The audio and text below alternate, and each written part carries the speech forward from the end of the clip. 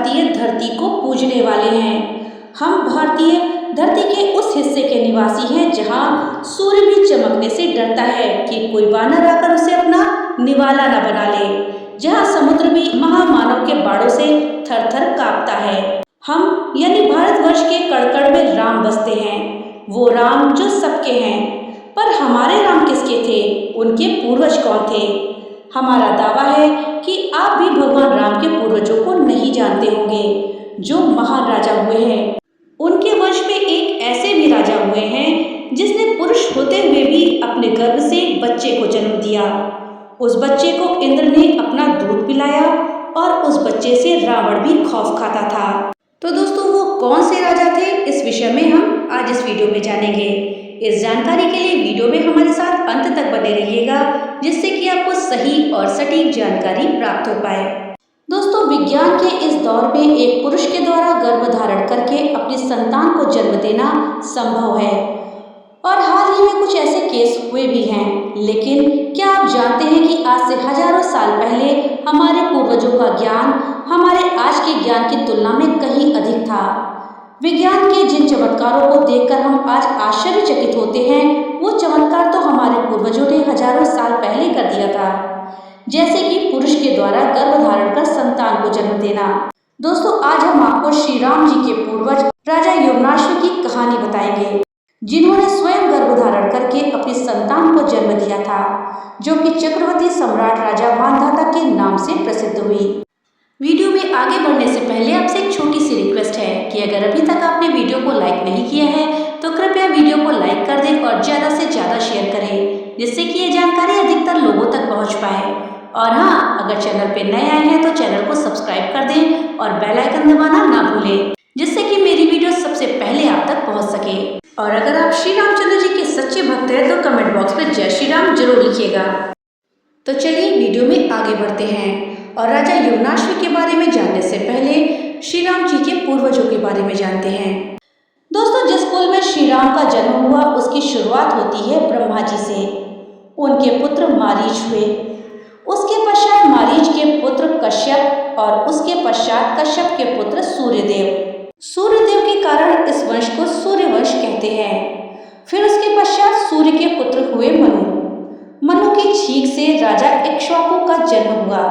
एक बार राजा मनु को छींक आ गई थी और उस छींक से उत्पन्न होने के कारण उनका नाम इक्ष्वाकु रखा गया। इक्ष्वाकु के पुत्र थे कुक्षी और कुक्षी के पुत्र थे विकुशी। विकुशी के पुत्र हुए बाण और बाण के पुत्र हुए अनरण्य। अनरण्य से पृथु, पृथु से त्रिशंकु का जन्म हुआ और त्रिशंकु के पुत्र धुंधुमार।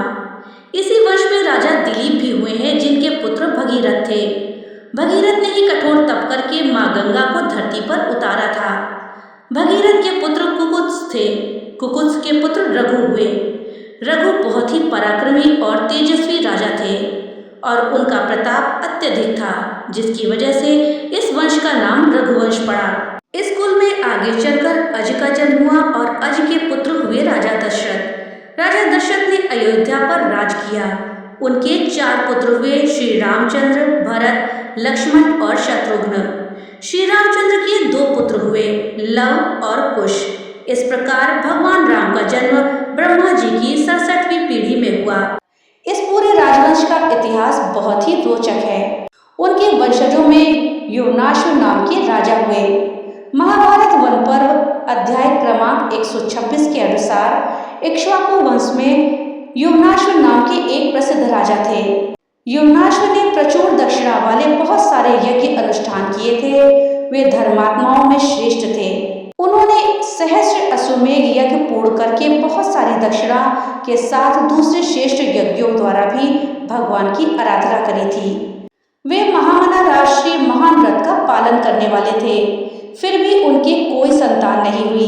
तब वे मनस्वी नरेश राज्य का भार मंत्रियों पर रखकर शास्त्रीय विधि के अनुसार अपनी 100 पत्नियों सहित अपने आप को परमात्मा चिंतन में लगाकर सदा के लिए वन में रहने लगे।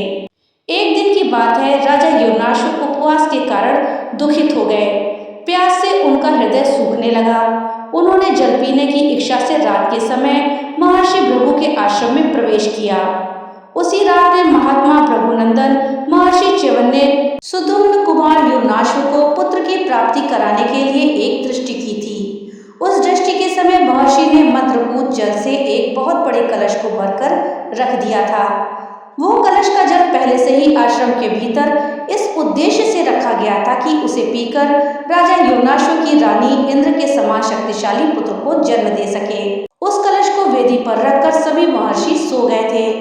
रात में देर तक जागने के कारण वे सब के सब बहुत थके हुए थे। योनाश्व उन्हें लांघकर आगे बढ़ गए। उनका कंठ सूख गया था। पानी पीने की अत्यंत अभिलाषा से वे आश्रम के भीतर गए और शांत भाव से जल के लिए याचना करने लगे। राजा थक कर के सूखे कंठ से पानी के लिए चिल्ला रहे थे, परंतु उस समय चै चै करने वाले पक्षी की भांति उनकी चीख पुकार कोई भी नहीं सुन सका। तदंतर जल से भरे हुए पूर्वोक्त कलश पर उनकी दृष्टि पड़ी। देखते हुए बड़े वेग से वो उसकी ओर दौड़े और इच्छानुसार जल पीकर उन्होंने बचे हुए जल को वहीं गिरा दिया। राजा योनाश्व प्यास से बड़ा कष्ट पा रहे थे। वो शीतल जल पीकर उन्हें बहुत शांति मिली। वे बुद्धिमान नरेश उस समय जल पीने से बहुत सुखी हुए। उसके बाद तपोधन च्यवन मुनि के सहित सब मुनि जाग उठे। उन सब ने उस कलश को जल से शून्य देखा। फिर तो तब एकत्र हो गए और एक दूसरे से पूछने लगे, ये किसका काम है? योनाश्व ने सामने आकर कहा कि ये मेरा ही कर्म है। इस प्रकार उन्होंने सत्य को स्वीकार कर लिया। तब च्यवन जी ने कहा, महान बल और पराक्रम से संपन्न राजा योनाश्व, ये तुमने ठीक नहीं किया। इस कलश में मैंने तुम्हें ही पुत्र प्रदान करने के लिए तपस्या से संस्कार युक्त किया हुआ जल रखा था राजन। उक्त विधि से इस जल को मैंने ऐसा शक्ति संपन्न कर दिया था कि इसको पीने से एक महाबली महापराक्रम पुत्र उत्पन्न हो जाए, जो अपने बल पराक्रम से देवराज इंद्र को भी पराजित कर सके। उसी जल को तुमने आज पी लिया, ये अच्छा नहीं किया। अब हम लोग इसके प्रभाव को टालने या बदलने में असमर्थ हैं। तुमने जो ऐसा कार्य कर डाला है, इसमें निश्चय ही देव की प्रेरणा है। महाराज, तुमने प्यास से व्याकुल होकर के मेरे जो तपोबल से संचित विधि पूर्वक मंत्र से अभिमंत्रित जल को पी लिया है, इसके कारण तुम अपने ही पेट से तथा कथित इंद्र विजय पुत्र को जन्म दोगे।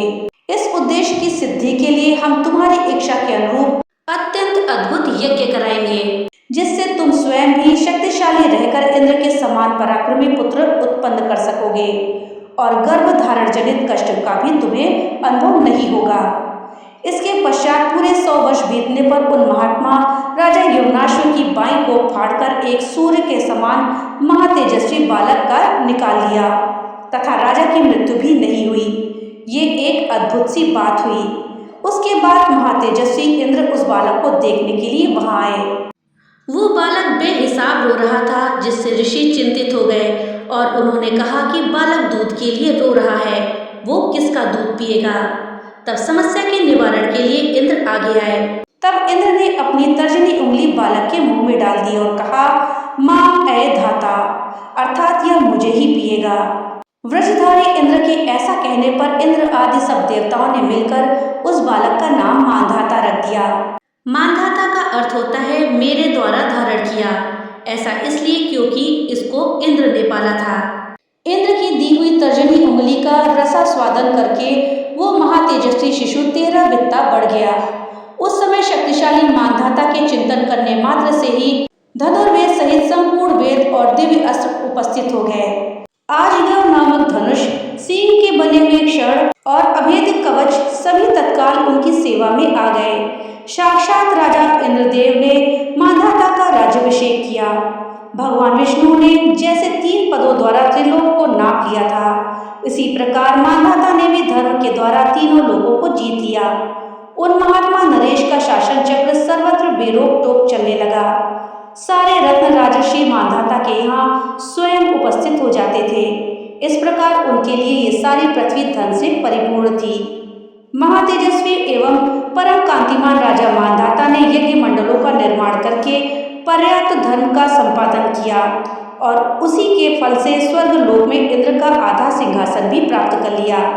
उन धर्मपरायण बुद्धिमान नरेश ने केवल शासन मात्र से एक ही दिन में समुद्र, खान और नगरों सहित सारी पृथ्वी पर विजय प्राप्त कर ली। यही एकमात्र पृथ्वी पर राजा हुए हैं जिन्होंने एक ही दिन में सारी पृथ्वी को जीत लिया था। वृष्टि के समय वृषधारी इंद्र के देखते ही देखते खेती की उन्नति के लिए स्वयं पानी की वर्षा कर दी थी। वो इतने शक्तिशाली हुए कि उनसे रावण तक डरता था। इसी वजह से इंद्र ने उनका नाम त्रसदस्यु रखा, क्योंकि वो दस्युओं मतलब लुटेरों के लिए काल के समान थे। उनसे बुरे लोग बेहिसाब डरते थे। दोस्तों, अब आप इस बात से हैरान हैं कि रावण का वध भगवान राम ने किया था, तो वो त्रसदस्यु के वक्त में कैसे आ गए। तो हम आपको रावण की उम्र के बारे में भी बता देते हैं, जिससे ये आपकी दुविधा दूर हो जाए। रावण के 10 सर थे और त्रेता युग के अंतिम चरण के आरंभ में उसका जन्म हुआ था। रावण संहिता में भी ये उल्लेख मिलता है। रावण ने अपने भाइयों के साथ ब्रह्मा जी की 10,000 वर्षों तक तपस्या करी थी। वो ब्रह्मा जी को अपना सर चढ़ाने लगा और 1000 वर्ष में एक सर अपना वो चढ़ा देता था। इसी तरह से जब वो अपना 10वां शीश चढ़ाने लगा तो ब्रह्मा जी प्रकट हुए और रावण से उसने वर मांगने को कहा। उसने क्या वर मांगा, इसके बारे में तो आप सब जानते हैं। वर मिलने के बाद ही उसने दुनिया में विध्वंस फैलाना शुरू कर दिया। अनेक देव दानवों और यक्ष वीरों को पराजित करते हुए रावण जब भगवान शिव के पास पहुंचा तो उसने कैलाश पर्वत को उठाने की कोशिश करी। वहां उसकी भुजाएं दब गईं तो उसने 1000 वर्षों तक शिव स्तुति करी। शिव जी ने प्रसन्न होकर उसे वर दिया। इस प्रकार रावण अत्यंत बलशाली और मायावी हो गया और वर मिलने तक उसे 11,000 वर्षों से ज्यादा हो चुका था। लंका में उसका शासनकाल 72 चौकड़ी था। दोस्तों, एक चौकड़ी में 400 वर्ष होते हैं, तो इस प्रकार से 72 चौकड़ी अगर बताए तो होते हैं 28,800 वर्ष। तो दोस्तों, 10,000 वर्षों तक रावण ने तपस्या करी, अपना हर 1000 वर्ष पे अपना सिर चढ़ाकर। उसके बाद 1000 वर्ष तक उसने भगवान शिव की तपस्या करी, जब उसका हाथ कैलाश पर्वत पे दब गया था। और उसके बाद 28,800 वर्ष उसने लंका पर शासन किया। तो ये सब मिलाकर होते हैं लगभग 40,000 वर्ष।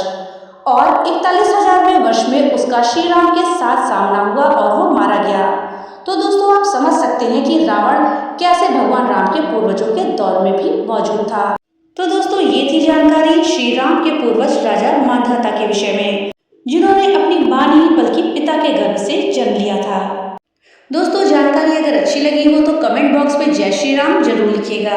तो मिलते हैं अगली नई वीडियो के साथ, तब तक के लिए राधे राधे।